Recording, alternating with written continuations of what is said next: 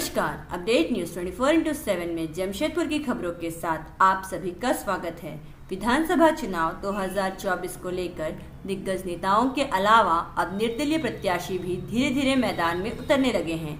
इसी कड़ी में जमशेदपुर के चिरपरिचित अभिभावक संघ के अध्यक्ष डॉक्टर उमेश कुमार भी अब चुनाव मैदान में उतारने की तैयारियां कर ली हैं।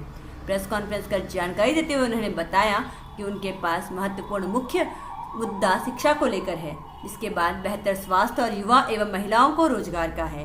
उन्होंने कहा कि गुणवत्ता युक्त शिक्षा नहीं होने के कारण बच्चे दूसरे राज्य में पलायन कर रहे हैं, जिससे अभिभावकों को एक और जहां आर्थिक नुकसान उठाना पड़ रहा है, वहीं राज्य सरकार को रेवेन्यू का भी घाटा हो रहा है। उनके आंदोलन के कारण ही बीपीएल प्रमाण पत्र RTI जमशेदपुर ही नहीं पूरे झारखंड में लागू हुआ। वहीं उन्होंने रोजगार स्वास्थ्य के बारे में कहा कि युवाओं और महिलाओं के लिए रोजगार की व्यवस्था बेहतर नहीं है। कोल्हान का सबसे बड़ा सरकारी अस्पताल MGM की व्यवस्था इतनी दयनीय है कि लोगों को कर्ज लेकर निजी अस्पताल में इलाज कराना पड़ता है।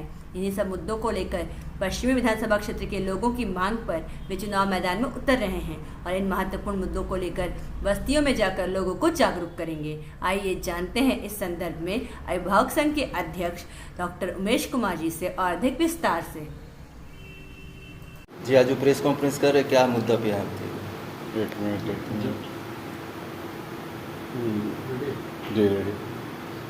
झारखंड में आगामी 2024 के जो विधानसभा चुनाव होने वाले हैं, जमशेदपुर पश्चिम क्षेत्र से वहाँ के वासियों अभिभावकों द्वारा जो समर्थन दिया गया है और आदेशित किया गया है कि मैं जमशेदपुर पश्चिम से विधानसभा चुनाव में उतरूं, और इसके संबंध में आज जो प्रेस कॉन्फ्रेंस इसी संबंध में रखा गया है कि आगामी जमशेदपुर पश्चिम से मैं इस चुनाव में उतर रहा हूं, और केवल उतर ही नहीं रहा हूं, पिछले 17 सालों से जो लोगों के लिए काम करता रहा हूं, चाहे शिक्षा के क्षेत्र में हो या किसी अन्य क्षेत्र में हो, इसके परिणाम स्वरूप ही वहां के लोगों ने हमें समर्थन दिया है कि मैं जमशेदपुर पश्चिम से उतरूं।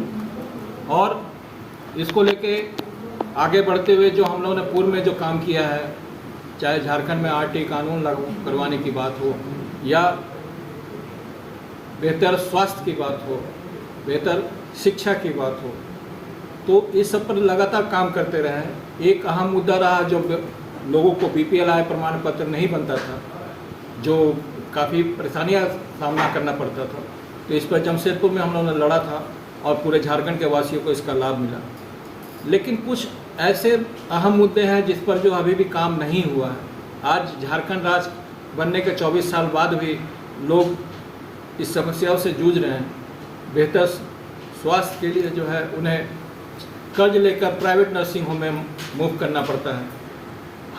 बेहतर उच्च शिक्षा के लिए बच्चों को जो है दूसरे राज्यों में मूव करना पड़ता है। ऐसे में जो यहाँ के वासियों को जो आर्थिक नुकसान सहना पड़ता है, जो रेवेन्यू झारखंड का रेवेन्यू झारखंड में यूज होना चाहिए था, वो दूसरे राज्यों में चला जाता है।